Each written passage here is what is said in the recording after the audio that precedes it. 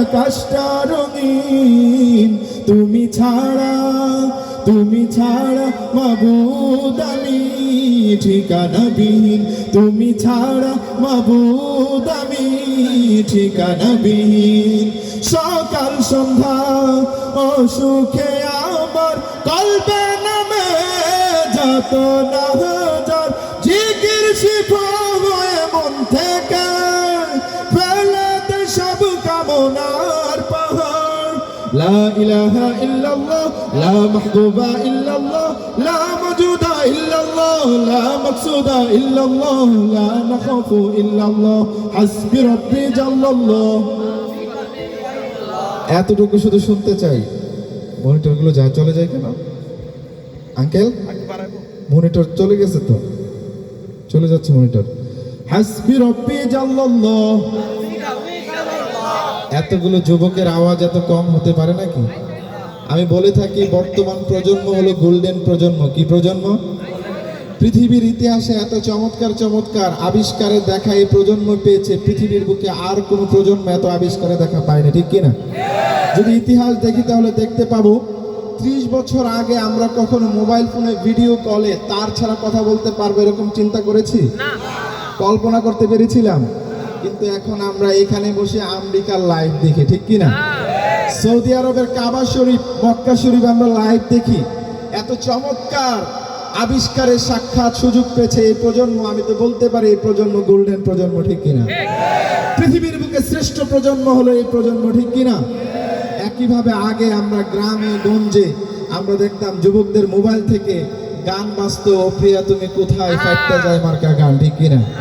কিন্তু বর্তমান প্রজন্মের মোবাইল থেকে শোনা যায় আল্লাহ তুমি দয়ার সাগর ও মদিনার বুলবুল, ঠিক কিনা?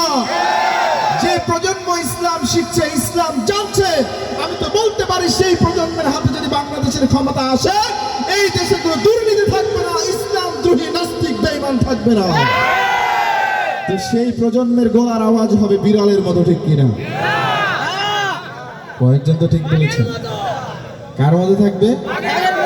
আমি তো বলতে চাই সিংহের মতো, বীরের মতো হবে, ঠিক কিনা? বীরের আওয়াজ কার মতো হয়? সিংহের আওয়াজ অনেক জোরে হয়, উচ্চ হয়, ঠিক কিনা? হাসবি রাব্বি জাল্লাল্লাহ, হাসবি রাব্বি জাল্লাল্লাহ, লা ইলাহা ইল্লাল্লাহ।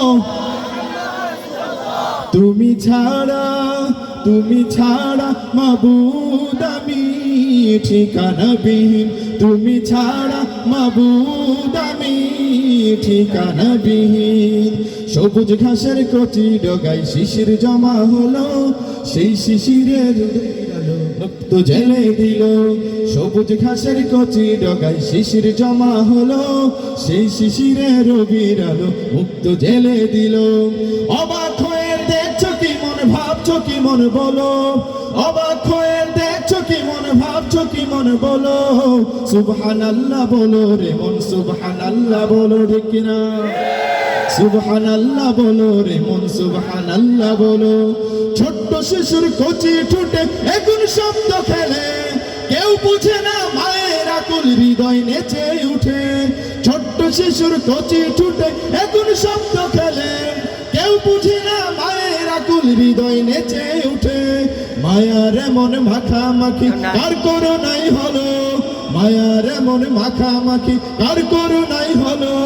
সুবহানাল্লাহ বলো রে মন, সুবহানাল্লাহ বলো, সুবহানাল্লাহ বলো রে মন, সুবহানাল্লাহ বলো, সুবহানাল্লাহ, সুবহানাল্লাহ বলো রে মন। সকলকে ধন্যবাদ। আমরা আল্লাহর কাছে শুকরিয়া আদায় স্বরূপ একটু সুবহানাল্লাহ বলে ফেললাম, একটু জিকিরও করে ফেললাম, ঠিক কিনা? ভালো লাগছে না অনেক? এই পর্যায়ে বলতে চাই আমাদের পরিচয় হলো আমরা মুসলমান, ঠিক কিনা? মুসলমান কার জাতি? বীরের জাতি, ঠিক কিনা? একমাত্র মুসলিম এমন জাতি যেই জাতি পৃথিবীর বুকে আল্লাহ ছাড়া কাউকে ভয় পায় না, ঠিক কিনা? মুসলমান এমন জাতি পৃথিবীর কোন রাজা, বাদশাহ, প্রধানমন্ত্রী, প্রেসিডেন্ট, এমনকি এমপি, মন্ত্রী কাউকে ভয় পায় না, আল্লাহ ছাড়া একমাত্র আল্লাহকে ভয় পায়, ঠিক কিনা? সে মুসলিম জাতি, আমরা বীরের জাতি তখনই হতে পারবো যদি আমরা কোরআন এবং হাদিসের শিক্ষায় এগিয়ে চলে, ঠিক কিনা? যদি কোরআন এবং সুন্নাহর আলো আমাদের মধ্যে না থাকে কোশ্চিন কালেও আমরা বীরের যাতে মুসলমান হতে পারবো না। যতদিন পর্যন্ত মুসলমানরা কোরআন এবং হাদিসের শিক্ষায় নিজেদেরকে ধারণ করেছিল, ততদিন অর্ধ পৃথিবী মুসলমানরা শাসন করেছিল। চিল্লাহ বলেন ঠিক কিনা? কিন্তু কোরআনের হাদিসের শিক্ষায়, সুন্নাহর শিক্ষায় যদি আমরা এগিয়ে না আসি, তাহলে আমাদের পরাজয় হতেই থাকবে। একটা সময় দেখা যাবে আমরা পৃথিবীর বুকে দুর্বল জাতি হিসেবে প্রমাণিত হবে, ঠিক কিনা? এই জন্য আমার উস্তাদ আইনুদ্দিন আজাদ রহমতুল্লাহ আলাইহি বলতেন, এই বেঁচে থাকার মধ্যে কোরআন এবং সুন্নাহর শিক্ষা ছাড়া আপনি ডাক্তার হতে পারেন, ইঞ্জিনিয়ার হতে পারেন, প্রেসিডেন্ট হতে পারেন, প্রধানমন্ত্রী হতে পারেন, এই বেঁচে থাকার মধ্যে কোনো লাভ নেই, ঠিক কিনা? বেঁচে থাকতে হবে সুশিক্ষার মাধ্যমে। চিল্লাহ বলেন ঠিক কিনা? কি হবে বেঁচে থেকে, কি হবে বেঁচে থেকে অযথা বিদ্যা শিখে যদি না গড়তে পারি শোষণবিহীন সমাজটাকে? কি হবে বেঁচে থেকে অযথা বিদ্যা শিখে যদি না গড়তে পারি শোষণবিহীন সমাজটাকে? কি হবে বেঁচে থেকে, কি হবে বেঁচে থেকে? কি হবে কিতাবাদের তালিম দিয়ে মাদ্রাসাতে যদি এই কোরআন হাদিস নিষিদ্ধ হয় আদালতে? আঙ্কেল কোনো সমস্যা আছে নাকি? এই যে এইগুলো বন্ধ হয়ে যায় কেন বারবার? আরে ভোল্টেজ প্রবলেমগুলো এটা অফ হবে, কিন্তু মানে কম বাজবে, কিন্তু এটা বন্ধ হবে কেন? ভোল্টেজের কারণে তো এটা বন্ধ হবে না। আমি যদি না শুনি আমি কি গাচ্ছি, তাহলে তো আমি ভালো গাইতে পারবো না। বুঝতে পারেন না? এটা যেন বন্ধ না হয়। কি হবে ছাত্র সেজে চুমুকে সনদখানা যদি হয় বিদ্যালয়টা প্রতি তাদের আড্ডাখানা? কি হবে ছাত্র সেজে চুমুকে সনদখানা যদি হয় বিদ্যালয়টা প্রতি তাদের আড্ডাখানা? এর চেয়ে মরাই ভালো দেশের যাওয়াই ভালো, এর চেয়ে মরাই ভালো দেশের যাওয়াই ভালো। কি হবে ধোঁকা দিয়ে বিবেকটাকে, কি হবে ধোঁকা দিয়ে বিবেকটাকে? কি হবে বেঁচে থেকে অযথা বিদ্যা শিখে যদি না গড়তে পারি শোষণবিহীন সমাজটাকে? কি হবে বেঁচে থেকে? কি হবে কিতাবাদের তালিম দিয়ে মাদ্রাসাতে যদি এই কোরআন হাদিস নিষিদ্ধ হয় আদালতে? কি হবে কিতাবাদের তালিম দিয়ে মাদ্রাসাতে যদি এই কোরআন হাদিস নিষিদ্ধ হয় আদালতে? কাফনের কাপড় মাথায় ময়দানে আই ছুটে আয়, কাফনের কাপড় মাথায় ময়দানে আই ছুটে আয়। বিলিয়ে দে না তোদের জীবনটাকে, বিলিয়ে দে না তোদের জীবনটাকে। কি হবে বেঁচে থেকে অযথা বিদ্যা শিখে যদি না গড়তে পারি শোষণবিহীন সমাজটাকে? কি হবে বেঁচে থেকে? কি হবে শেষ নবীর উম্মত বলে দাবি করে যদি এই নবীর চেয়ার কাদিয়ানীরা দখল করে?